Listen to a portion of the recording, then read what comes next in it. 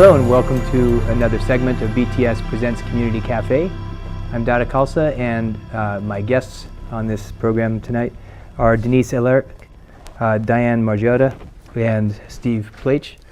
And the common thread that binds them is basically a caring and concern for the health and well-being of our homeless, our fellow citizens who aren't as fortunate as some of us who have homes. And this is a very poignant issue these days, as anybody who is driven by the intersection of Highway 1 down by Harvey West can attest to. So thank you each for joining us. Happy to be here. Yeah. So I guess first and foremost, how it always fascinates me how somebody made this their work, and you've been focused on this for quite a while. So perhaps if you wanted to lead on and say how Denise how did this become a focus of yours? Several years it became kind of a manifestation of my faith and my beliefs to lift people up when you can, and to help and support those that are poor and relieve suffering whenever we can. And then I got involved last year when there was the Benchlands camp at San Lorenzo, which subsequently closed, and then since then I've just sort of met a lot of fantastic people in the county and the city governments and the community on how we can improve some of our data and some of our statistics. So I got involved with Community Prevention Partners that works on substance use disorder prevention, and specifically there's a prescription opioid division of that, and then also consequently the SafeRx Santa Cruz County, which is committed to addressing opioid use, misuse, prescribing practices in our community. And I'm still pretty invigorated from a conference that was Friday at the Coconut Grove on that subject, and Santa Cruz County is far and above a lot of other counties in the nation and in the state with some of the work that we are doing. So and some of that is both you and Steve have harm reduction program. Can you speak a little bit to what that constitutes? Well, we as part of my involvement with SafeRx Santa Cruz County, we really felt like there was a need for a community-based organization to support a county government program. Most county public health departments don't really want to touch this issue. They want nonprofits to deal with it, and it's very political, especially in more conservative parts of the state. But our county is one of the counties that has a public health department that, kind of under an emergency took over the program. So we feel like there's room for a community-based organization to support them, let them know there's support, let our supervisors know there's support for this program so they can fund it and staff it appropriately and make improvements and address crises as they come up, and in a very proactive way. Okay. And Steve, you've been active in that program for how long? Did you help start it? Or? No, which one was that? The harm reduction? Well, not really. It's interesting. My history was when I left my law office in Santa Clara Valley in early kind of 2000-ish. I moved here back to Santa Cruz, and I wanted to work for nonprofits, do some volunteer work. So the first volunteer opportunity I had was working for the Santa Cruz AIDS Project. And they, during the time I was there, asked me to write some grants for them, and I wrote grants for their harm reduction program, which funded their needle exchange program, which at that time was very robust and had been going on for many, many years, decades in fact. So I wrote those grants, and I'm happy to say successfully for a time, but they were defunded with their state funds in about 2000. Many of their programs were, including harm reduction, in about 2008. So a group of us, which originally was Santa Cruz, the Street Outreach Supporters, which became the Santa Cruz Range Access, started an all-volunteer needle exchange. We got some grants and started that, and really operated, again, a very robust needle exchange here in Santa Cruz, which is really all about reducing harm in the intravenous drug user community. And also it's as much public health as it is public safety, reducing the number of improperly disposed needles in the community, which has really been a focus of mine over time. and certainly a concern for the community. So we operated that Santa Cruz Syringe Access for about 3 years until 2012, and then it was taken over by the County Health Services Agency, who runs it today. So that's kind of the history of my involvement, and when Denise made me aware that she was interested in creating a secondary exchange here in Santa Cruz, she asked me if I wouldn't mind lending some of whatever experience and expertise I had. I said, I'm on board, absolutely. Yeah. So she and I have been working very closely together, and particularly in the Ross camp, to really provide harm reduction services out there, hygiene services, really try to make them safer and healthier. I think it's an important effort that we really want to continue to do. But it's worth saying that when all the time I've been doing needle exchange and harm reduction, which is a number of years, intravenous drug use is not just a homeless issue. We found that statistically, the people that we were serving during this Santa Cruz Syringe Access were primarily housed rather than homeless. But there's a significant portion of the intravenous drug user community which is homeless, and the opportunity to serve them, through Denise's, great efforts came up, and I said, absolutely, I'm there. So is the primary focus just on keeping people safe who are intravenous drug needle users? Is there any focus on transition for rehabilitation or treatment, or is it, or is this something that only works because it lacks any judgment and just says, we're not going to ask any questions, we're going to just help you be safe? Well, there's mounds of data around just that, but I will say that prior to the Affordable Care Act, we've been vivaciously building more capacity in our county for treatment of all different types, inpatient, outpatient, medication-assisted treatment. But prior to that, treatment was scarce, so there was really, you could try to make a referral, I'm talking about like in the 90s, but there just was more demand than there was space available. But it's important to note that two things. Syringe access and harm reduction is indeed about the health and wellness and making a better health decision for the person that's using drugs in that moment, but it's also about the community public health, because the spread of a virus isn't contained into one family or one core group of people, and we know that from an explosion of HIV that happened in 2014 in Scott County, Indiana, in a tiny, tiny town about the size of Felton. They had 200 cases of HIV, nothing flat. So they had no syringe exchange. They had a scarcity of syringes. They were sharing syringes. There's a very poor rural community. Poverty and substance use can be intimately related. Doesn't have to be.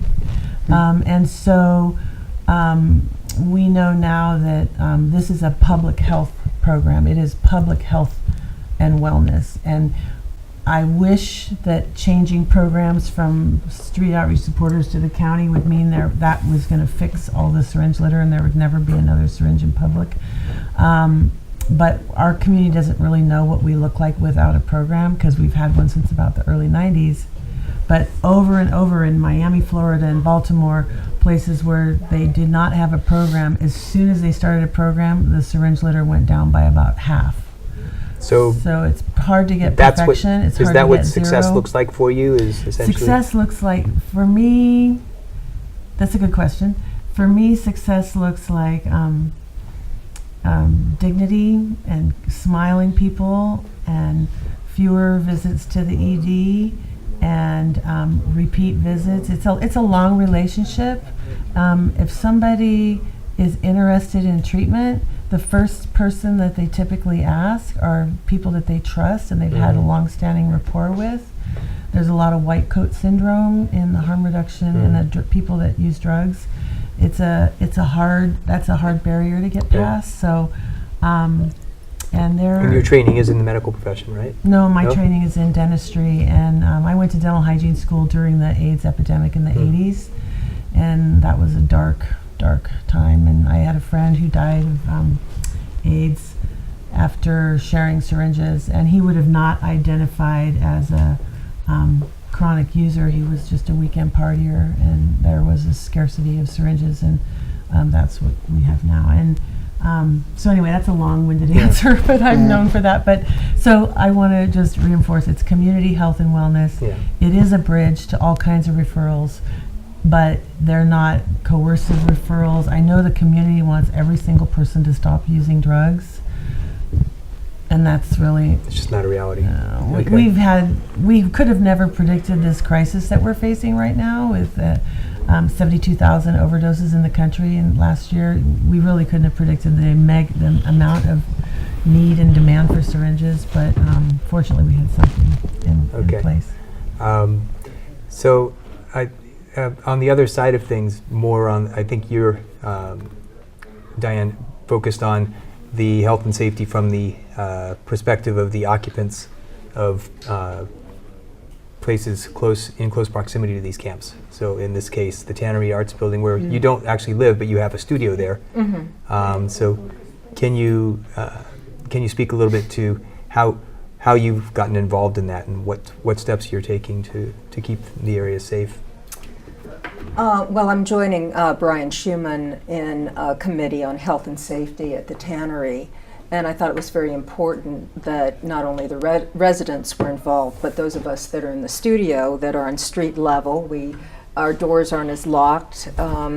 We're open. We see people coming and going often. And we also have wonderful clients such as young dancers on campus, as well as older people. And we want everyone to be secure and safe. And to tell you the truth, Donna, I'm very shocked moving back to Santa Cruz after over 30 years in Baltimore, that there is the heroin problem here as we have in Baltimore, and homeless as we have in Baltimore, because it's such a beautiful paradise-like town.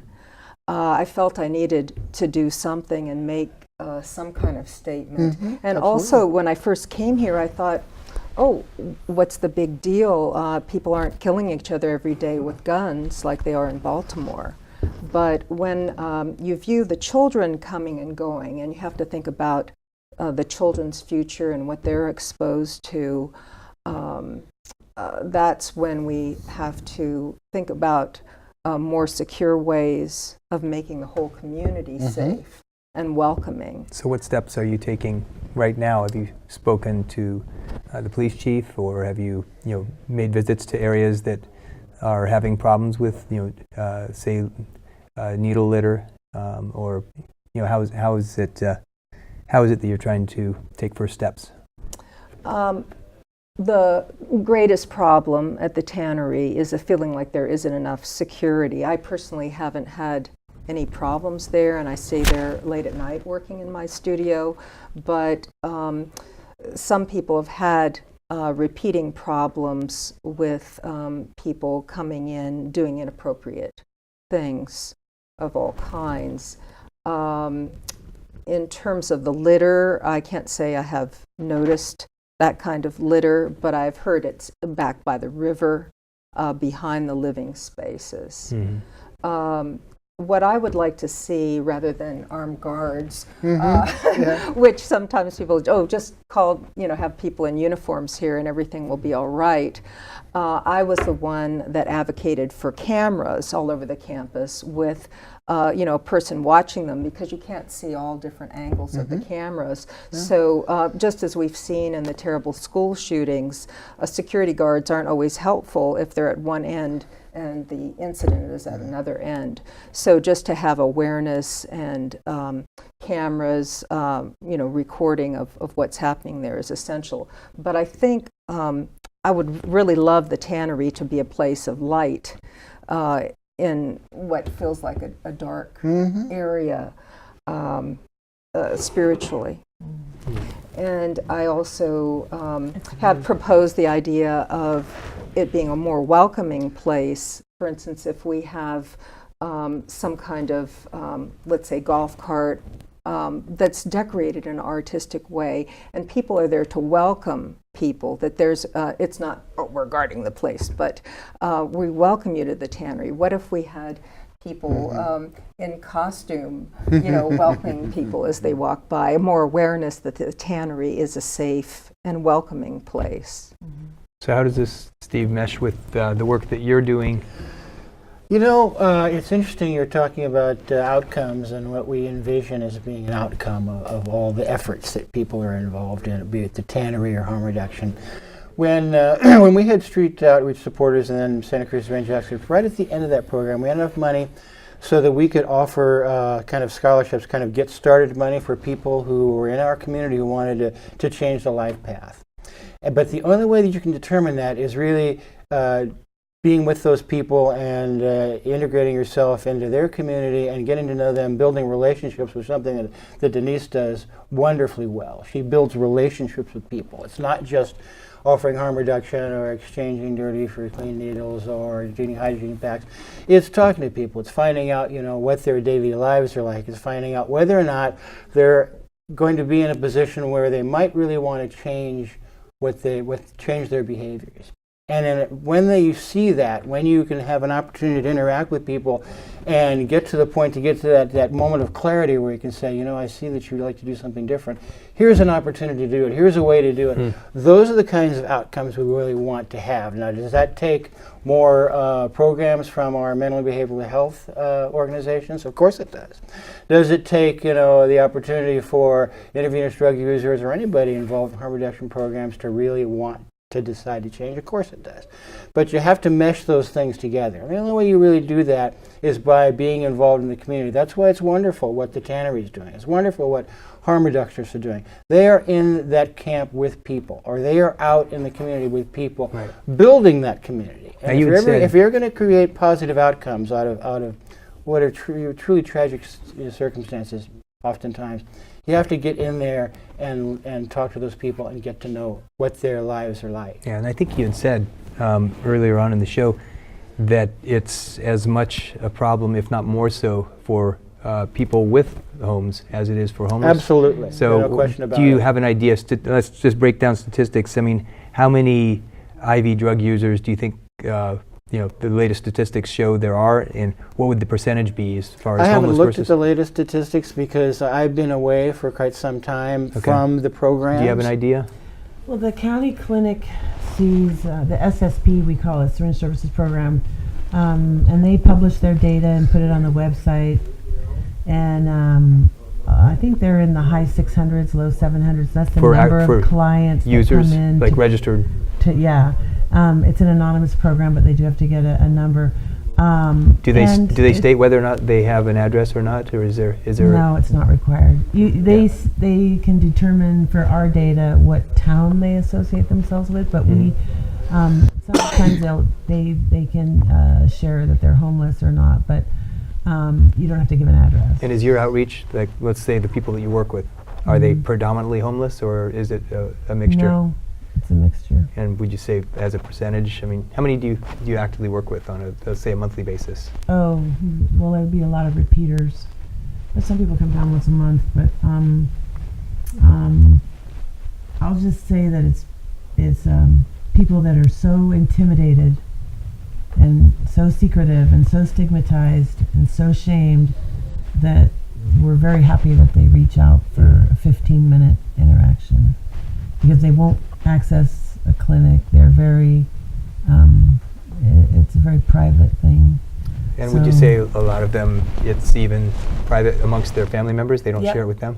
So, no, but I do also see brothers and brothers, mothers and son, 4 brothers, brother, sister. It's a family illness, so there's a lot of commonality there. I just want to add one of the things that happened in 2014 in all the harm reduction programs, I think in California, but certainly here, it started in here, is in addition to safe injection equipment, syringes, the cookers, cotton, all that material, we also are, the syringe programs are distributing the naloxone, the opioid reversal drug. And that's been pivotal of getting it. It can't be something that only emergency services has access to. It's like a antidote that reverses an opioid. If somebody is overdosing and they've taken anything from fentanyl, Vicodin, OxyContin, Norco, heroin, the Narcan or naloxone is either nasal or injectable, and in about a minute or two it'll bind at the receptor site in the brain and interrupt the heroin, and they come back to life. Wow. Quite literally, just like that. So anecdotally, we replace Narcan that's getting used up, and every time I see people, oh, I used mine last week, I'm so glad I had it, I was so surprised, I wasn't prepared, everybody was screaming and we all had it and came running at 1 a.m. It's ideal when people don't use alone for that purpose, because it's not a self-administered reversal, so it has to be given. Right.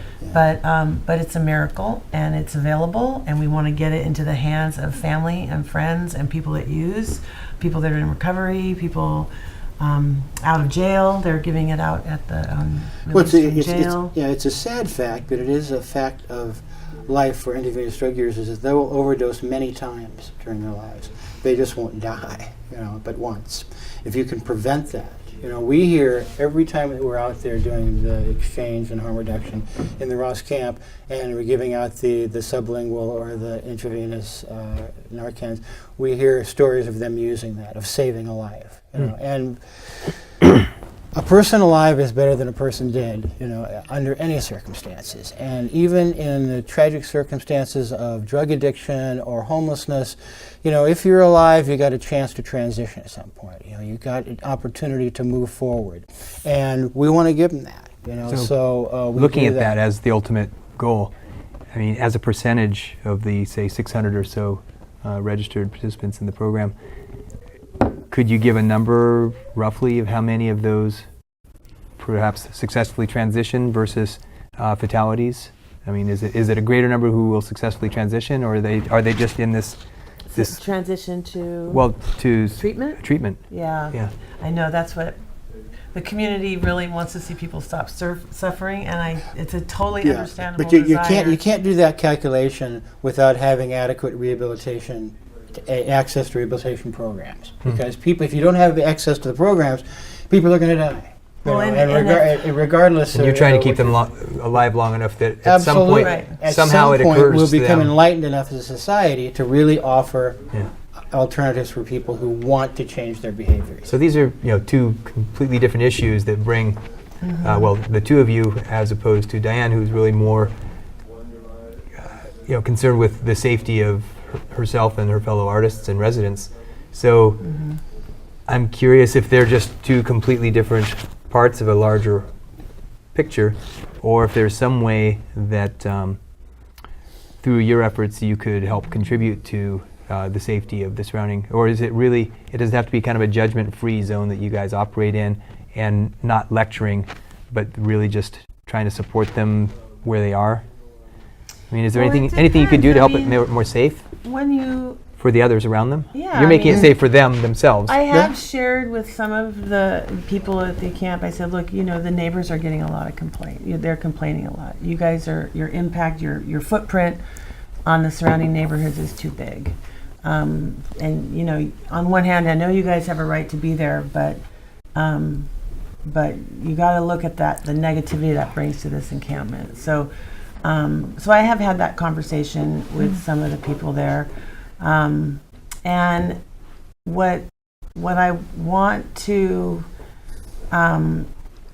help the community understand is that, for example, This would be Diane, for example. well, it would be, and there are referrals from the syringe program. People are getting into the treatment. I know the county has data on that, but if someone is coming, if I'm going to go to the doctor and and I smoke and I drink and I'm 50 pounds overweight, And the first time I go to the doctor, they say, you smoke, you drink, and you're 50 pounds overweight, and you've got to stop all those things. Like, I might not, you know what I mean? Like, if that doctor builds a relationship, like, how are you feeling? What's your vision for health for you? You know, it's the same with somebody that's using drugs. First you say, you know, do you have Narcan? How's your skin? Are you having any problems? Like, do you need to see a nurse? And people will chat and talk to you, or they'll say, just give me what I don't want, I gotta go. So if there is ever any sense that there's strings attached to their visits or their interactions, or that they're in any way being like guided somewhere. Well, but you can say, hey, I'll just say, here's some reading material, you know, thank you for coming back. We'll be here.